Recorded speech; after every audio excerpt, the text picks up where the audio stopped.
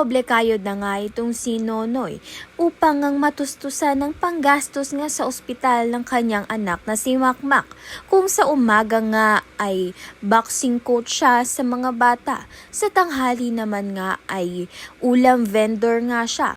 Nadatnan nga ni Kaloy na nagbebenta nga ng mga ulam ito ngang si Nonoy, kaya naman nga't ininsulto nga niya ito. Kung dating araw na the great boxer ito ngang si Nonoy, ngayon nga raw ay ulam vendor na nga siya. Subalit wala naman ngang magagawa itong si Nonoy dahil ito nga ang legal na paraan upang kumita nga siya ng pera. Sa kabilang banda naman nga nakapag-usap nga itong si Kaloy at si Alex at may hinihingi ngang pabor itong si Alex kay Kaloy.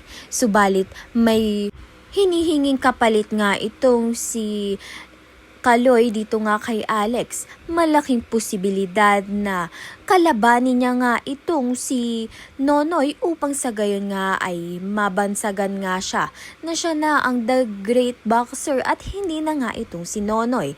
Kaya naman nga't yan at iba pa ang dapat nating pakaabangan. Maraming salamat sa iyong panonood.